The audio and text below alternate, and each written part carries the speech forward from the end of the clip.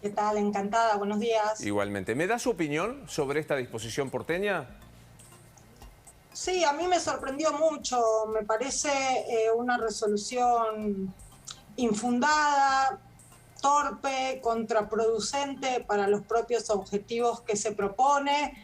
Me parece además inútil, no va a lograr nada, no va a lograr ni encauzar la incomodidad con el lenguaje inclusivo que evidentemente tiene el gobierno, no va a solucionar en absoluto los resultados que obtuvieron en las pruebas de lengua. Me parece que el problema está en otro lado, no hay ningún tipo de evidencia que relacione peor desempeño en lengua con aprendizaje o utilización de los docentes del lenguaje inclusivo, y sobre todo, como alguien que trabaja con la lengua, me parece un error desde el punto de vista pedagógico. A mí me parece que hoy enseñar género gramatical, desentendámonos del desempeño general de la lengua, etcétera, que enseñar hoy género gramatical en español sin dar cuenta de esto que está pasando, de estos nuevos usos que están pasando,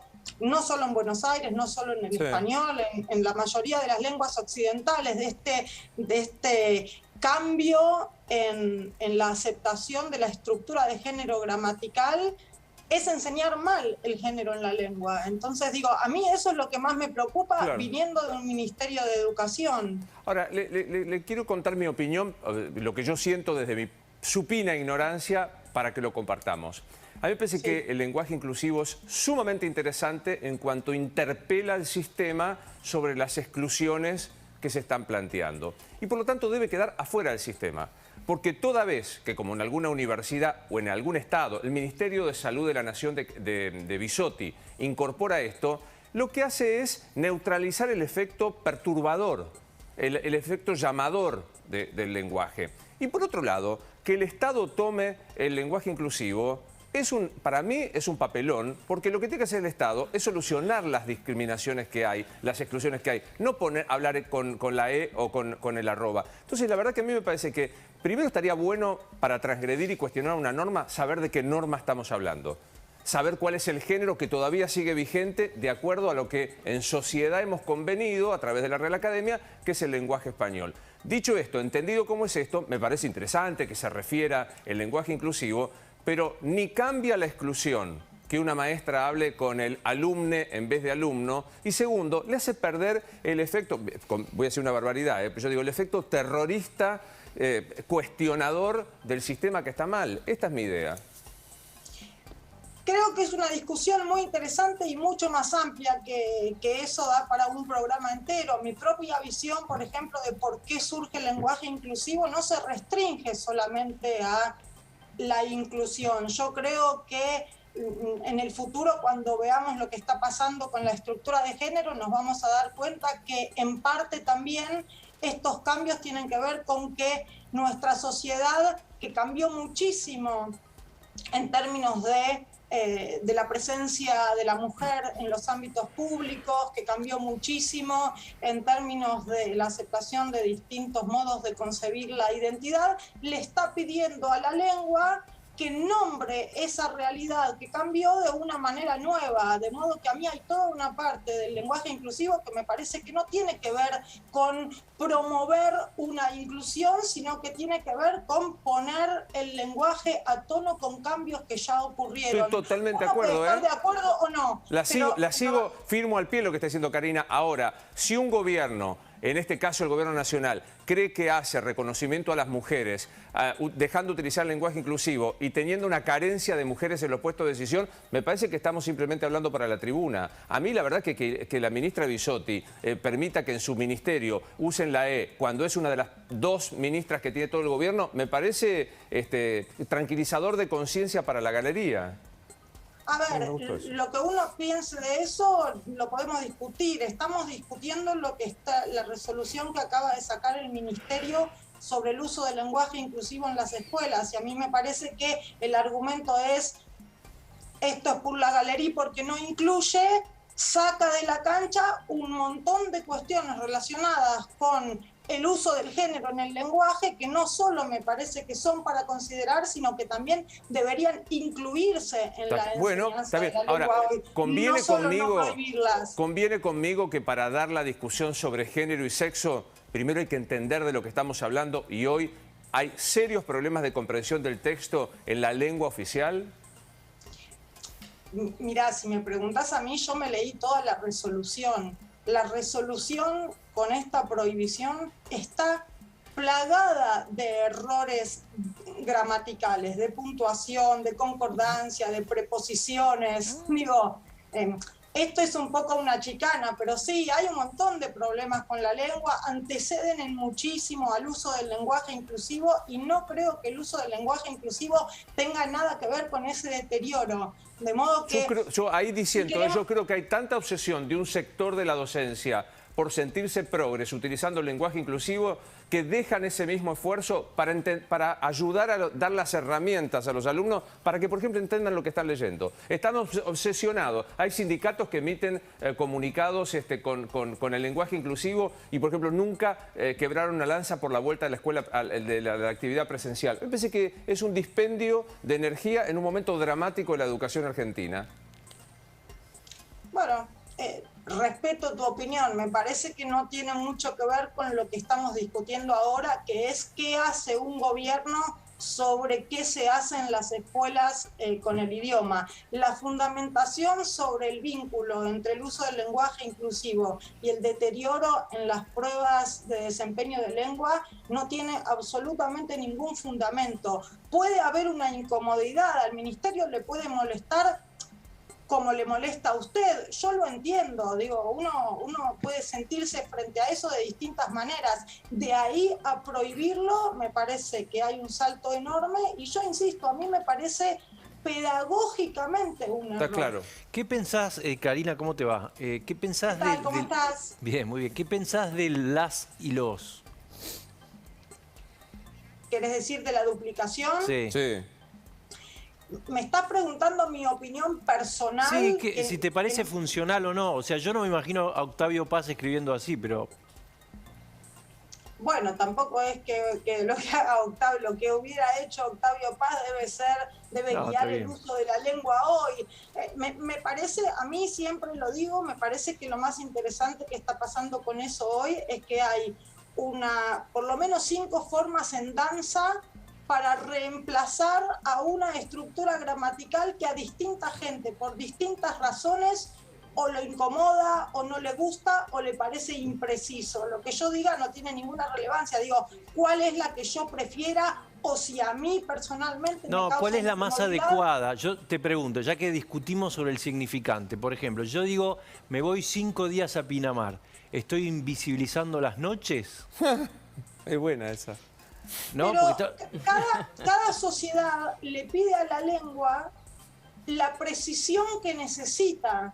Y en este momento en nuestra sociedad hay una discusión sobre cuánta precisión le estamos pidiendo al género gramatical.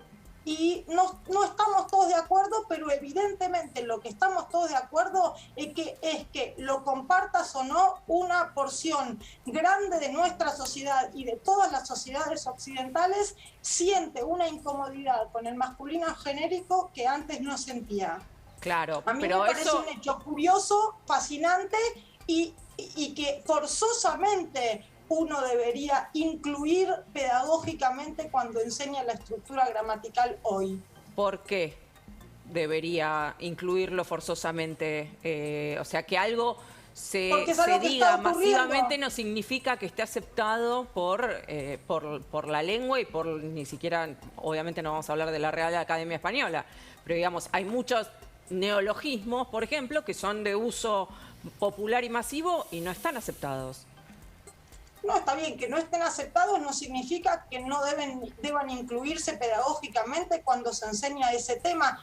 Digo, vos hablas de la RAE. La RAE, de hecho, incluyó ellas en una sección que tiene en su página web que se llama Observatorio de la Lengua, que es donde incluye palabras, locuciones que se han introducido en el lenguaje, que todavía no son masivas, que por lo tanto la RAE todavía no las incluye como norma, pero da cuenta de que entiende que ahí está pasando algo interesante en la lengua. Yo respetuosamente, digo que deberíamos hacer lo mismo en la escuela. Claro, yo respetuosamente, y nada menos frente a una estudiosa como usted, de la lengua y de todo esto, me parece que también habría que utilizar algo que los abogados llamamos circunstancias del caso.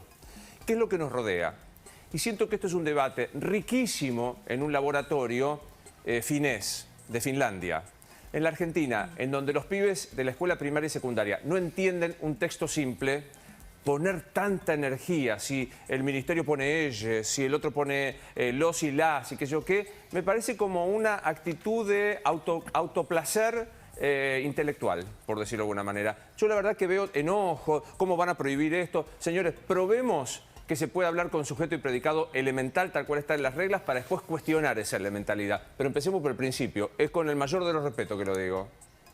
No, a ver, esas son opiniones. A mí, dentro de la lógica que vos planteás, también me parece un exceso de esfuerzo prohibir algo. Esto va a generar, como vos decís, estudiando el caso particular, va a generar una serie de fricciones dentro de la escuela, con una prohibición que, como digo, me parece torpe, me parece infundada y me parece inútil. ¿Y le parece torpe e infundado, del otro sentido, le parece torpe e infundado que el Ministerio de Salud imponga el uso del lenguaje inclusivo? Imponga, ¿cómo definís imponga? ¿Querés decir que use? Exacto. Sí, no, a mí me parece que la lengua, así es como se amplían los usos. Distintos individuos, distintos organismos, distintos colectivos aceptan o no aceptan un nuevo uso, y si lo aceptan por un tiempo y después son minoritarios en la lengua, lo dejarán de usar, y al revés, de modo que igual a mí la discusión del Ministerio de Salud me parece totalmente independiente de la discusión sobre qué hacemos en las escuelas y qué hace un ministerio respecto de imponer o prohibir algo adentro de las escuelas. Decía que me parece inútil porque es obvio que es algo que está pasando en la lengua, y todo lo que está pasando en la lengua entra en las aulas. Por otra parte, yo leí la resolución, y la resolución solo no deja que los docentes lo usen, de modo que los estudiantes lo seguirán usando, los empleados administrativos lo podrán utilizar. Me parece realmente... Sí, es para el oficial nada más. Sí, total. ¿Cómo? Es para el oficial, es para los comunicados. El comunicado oficial. No, no dice eso la resolución. La resolución dice solamente los docentes, la tengo acá, establezcase que en el ejercicio de sus funciones las docentes en los establecimientos educativos de los niveles inicial, primario y secundario y sus modalidades de gestión estatal y privada deberán desarrollar las actividades de enseñanza y realizar las comunicaciones institucionales de conformidad con las reglas del español. No dice nada sobre las comunicaciones Karina, oficiales. gracias por esta primera discusión. Me parece que ayuda a plantearlo, y le dejamos un saludo. Muchas gracias por la invitación. Hasta luego. Yo ratifico esta historia, es una convicción. Me parece que está bueno el lenguaje inclusivo cuando es desde los lugares excluidos, que necesitan ser incluidos, como un llamamiento, digamos. Las mujeres, los colectivos trans, además que lo utilicen. Ahora, cuando el Estado lo toma para sí, lo neutralizás. Y aparte, quiero decir, que la ministra Bisotti, pobre, la Liga Bisotti, porque es la que me acuerdo, haya sacado un comunicado, no la hace más feminista. ¿Cuántos ministros tiene, cuántas ministras tiene este gobierno? Gómez Alcorta, Bisotti. Dos. O sea, son recontra machirulos, El gobierno de Alberto Fernández no defiende la cuestión feminista, no pone en igualdad de circunstancias a las mujeres. Entonces, cuando pones los y la, me parece aburrido y cansado. Yo no me lo imagino, de verdad. Me encantó esta historia que vos decís, que Octavio Paz tenga, o Martí, para que no se pongan locos con la ideología. Viste, que haga poesía Martí diciendo las y los nubos. No sé, no se me ocurre cómo se dice esta cuestión. Es una cosa de verdad. Pero aparte, también, digamos, tampoco es inclusivo decir las y los, porque estás dejando afuera a los no binarios, en todo caso. Entonces no es Ese inclusivo. es un buen punto también. Hay gente que se puede sentir excluida con el las y los. Te robaré la imagen, te juro que te voy a citar, que cuando digo me voy 5 días de vacaciones en Mar del Plata, estoy excluyendo la noche. Sí, es robada porque me pero... interesa mucho este tema y me puse a leer bastante hace mucho tiempo. Pero lo importante es que si hay estas demandas, como vos decís, se empiecen a imponer por la realidad misma. Exacto, como pasa, que así es como se... no oficialmente. Así es la dinámica del lenguaje, ¿no? Total. Surge espontáneamente en la sociedad. El tema es que no sea de arriba hacia abajo. Obviamente. ¿No? Hay más información urgente en La Nación Más.